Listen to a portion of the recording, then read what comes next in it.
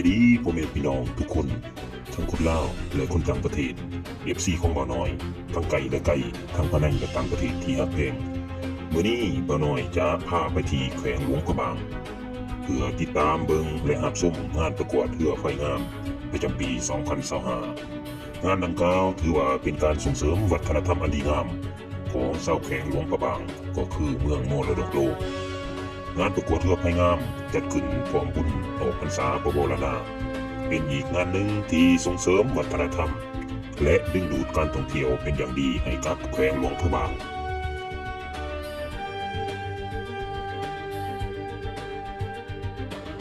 งานประกวดเรือไฟงามในบุญออกพรรษาประโบราณาหรือไหลเรือไฟอยู่นครหลวงพระบางในปีนี้มีเรือไฟเข้าร่วมประกวดทั้งหมด17ลำที่มาจากบรรดาบ้านภายในเทศบาลนครหลวงพระบางสถาบันการศึกษาโรงเรียนและภาคส่วนธุรกิจต่างๆภายในแขวงนอกนี้ยังมีเรือไฟประกอบส่วนเฉลิมฉลองหลวงพระบางเขาเป็นเมืองมรดกโลกอีก1ลำขบวนเรือไฟแม้นได้แห่ไปตามถนนสีสว่างวงด้วยความเป็นระเบียบเรียบร้อยจุดงามและไปสิ้นสุดที่ท่าวัดเชียงทองก่อนที่จะได้นำเรือไฟแต่ละลำลงสู่แม่น้ำโขงเพื่อเป็นการบูชาแม่น้ำและสืบสานประเพณีอันดีงามที่สืบทอดกันมาแต่โบราณกาล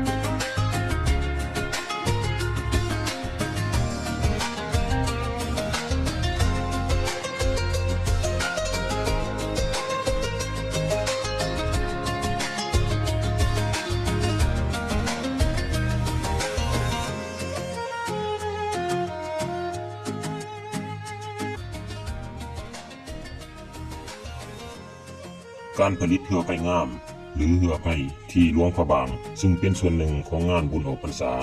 และไหลเรือไฟแม้นมีการนำใส่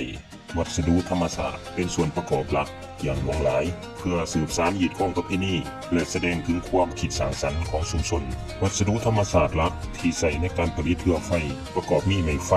ใส่เป็นโครงสร้างหลักของเรือซึ่งจะถูกตัดฝานและมัดใส่กันเป็นรูปทรงต่างๆเช่นรูปพญานาครูปเรือสัตว์หิมพานต์และสัตว์ในตำนานวรรณคดีอื่นไม้ไผ่เฮ็ดให้โครงสร้างเบาและสามารถเคลื่อนย้ายไปได้ในเวลาแห่ขบวนนอกนี้ยังมีต้นกล้วยใส่เป็นฐานห้องหรือเป็นส่วนประกอบของเรือไฟเจียสีต่างๆถึงจะบ่แม่นธรรมชาติห้อยส่วนห้อยก็ตามแต่ก็เป็นวัตถุหลักที่นำใส่ในการหุ้มห่อโครงไม้ไผ่เพื่อสร้างลวดลายและสีสันที่สวยงามในเวลามีแสงเทียนหรือแสงไฟสาดส่องเรือบางลำยังมีการตกแต่งด้วยดอกไม้และพืชพันธุ์ต่างๆใส่ประดับตกแต่งอย่างสวยงามเช่นดอกไม้พืชฟักหรือหมากไม้ตามฤดูกาลเรือไฟใหญ่สร้างจากไม้ไผ่และเจียสีประดับด้วยดอกไม้และเทียนไขหลังจากนั้นก็ถูกแห่ไปตามถนน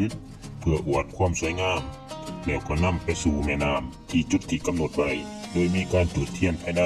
พื่อให้เรือไฟเกิดความสว่างรุ่งเรืองซึ่งเชื่อกันว่าเป็นการบูชาพญานาคบูชาแม่น้ำคงคาและส่งเสริมวัฒนธรรมที่ดั้งเดิมที่ปฏิบัติกันมาแต่โบราณกาลการนำใส่วัสดุธรรมชาติเหล่านี้เฮ็ดให้เรือไฟงามของแขวงหลวงพระบางมีความเป็นเอกลักษณ์และเป็นมิตรต่อสิ่งแวดล้อม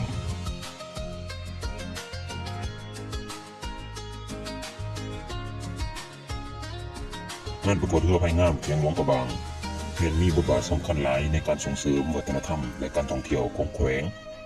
ส่งเสริมวัฒนธรรมงานประกวดเรือไฟงามซึ่งมักจะจัดขึ้นพร้อมกับบุญออกพรรษา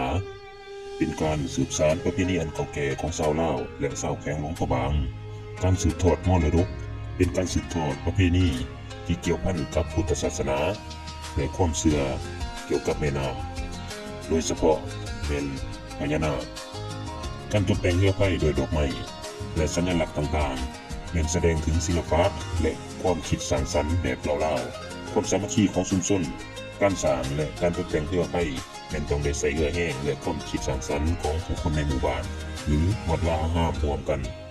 ซึ่งเป็นการส่งเสริมความสามัคคีและความผูกพันภายในชุมชนศิลปะและความงามเรือไฟแต่ละลำถูกประดับประดาด้วยความประณีตและมีเอกลักษณ์เฉพาะตัวเป็นการอนุรักษ์และส่งเสริมงานศิลปะพื้นบ้านให้ยืนยงคงอยู่การส่งเสริมการท่องเที่ยวงานดังกล่าวเป็นการดึงดูดการท่องเที่ยวทั้งภายในและต่างประเทศเข้ามาเที่ยวหลวงพระบางนับหมื่นนับหลายขึ้น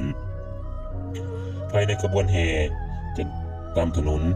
โดยมีการประดับประดาด้วยแสงไฟเหลืองเงียบๆเป็นภาพที่สวยงามและเป็นเอกลักษณ์หาเบิ่งได้ยากเฮ็ดให้นักท่องเที่ยวสนใจอยากมาสัมผัสด้วยตนเองการเพิ่มรายได้ในท้องถิ่นเมื่อมีนักท่องเที่ยวเข้ามาเฮ็ดให้เกิดมีการจับจ่ายใช้สอยในท้องถิ่นเช่นการบริการโรงแรมอาหารการซื้อเครื่องหัตถกรรมและเครื่องของที่ระลึกซึ่งมันเป็นการสร้างรายรับและพัฒนาเศรษฐกิจของแขวงหลวงพระบางอีกด้วย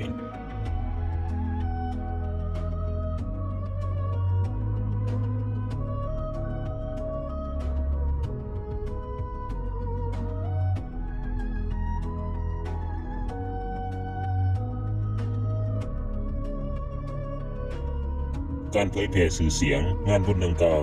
ถูกเผยแพร่ผ่านสื่อออนไลน์ต่างๆเฮ็ดให้หลวงพระบางเป็นที่รู้จักกันอย่างกว้างขวางในฐานะเป็นเมืองมรดกโลกที่มีวัฒนธรรมอันงดงามและมีชีวิตชีวาสรุปแล้วงานประกวดเรือไฟงามบ่เป็นเพียงแต่พิธีกรรมทางศาสนาหรือประเพณีเท่านั้นแต่ยังเป็นผลิตภัณฑ์ทางวัฒนธรรมที่ช่วยยกระดับมรดกท้องถิ่นและกระตุ้นการท่องเที่ยวอย่างมีประสิทธิผล